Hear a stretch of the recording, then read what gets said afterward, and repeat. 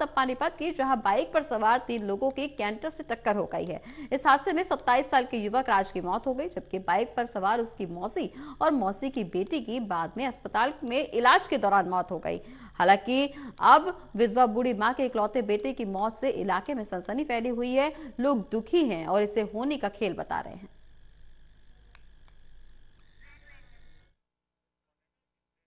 हरियाणा में बेशक हाईवेज का जाल बिछ गया है, पर सड़क हादसे भी बढ़ गए हैं, क्योंकि निर्धारित गति से गाड़ी तेज चलाना, दिशा सूचकों की अनदेखी और यातायात के नियमों का पालन ना करना है।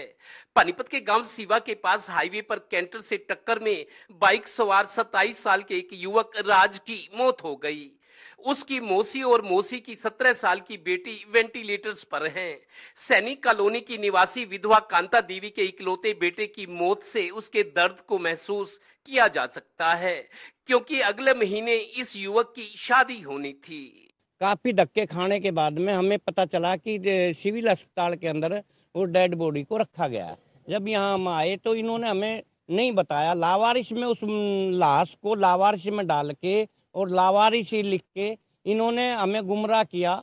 बहुत देर तक हमें गुमराह करने के बाद में जब हमें कोई रास्ता नहीं मिला तो हम सब गृह में आए और आके जब हमने देखा उन लोगों ने हमारी मदद करी। इस सड़क हादसे में पुलिस ने अपना काम तो किया ही, पर हादसा स्थल के पास पार्क हॉस्पिटल के डॉक्टर्स को लेकर पीड़ित पक्ष को गंभीर शिकायत है कि अस्पताल प्रशासन परिवार को नहीं बता रहा कि घायल मां बेटी की हालत कैसी है, उनकी जान बची हुई है या नहीं। डॉक्टर्स पहले 65,000 रुपए जमा कराने की बात कह रहे हैं। पार्क हॉस्पिटल के जो डॉक्टर साहब हैं वो अभी तक डिक्लेयर नहीं कर ले। 65,000 रुपये बिल मांग रहे हैं, उसके बाद ही वो लोग डिक्लेयर करेंगे। ये गरीब आदमी 65,000 रुपये बिल कहाँ से लेके आएगा। मैं तो ये चाहता हूँ भी पार्क हॉस्पिटल के जो डॉक्टर हैं उनसे हाथ जोड़ के रिक्वेस्ट है, बॉडी को दे दिया जाए। जैसे भी है हमारी बॉडी हमें दे दी जाए, हम बिल कहाँ से पे करेंगे। गौरतलब है कि पानीपत के पार्क हॉस्पिटल प्रबंधन पर इस तरह के रवैये के पहले भी आरोप लगते रहे हैं। पहले तो कभी मिली भगत से अस्पताल की एम्बुलेंस को हाईवे पर खड़ा ही इसलिए किया जाता था कि पुलिस तुरंत इस एम्बुलेंस से घायलों को अस्पताल पहुंचाती थी, और फिर शुरू होता था यही खेल। कमाई अपनी जगह, पर इंसानियत से ज्यादा सिर्फ कमाई पर तवज्जो।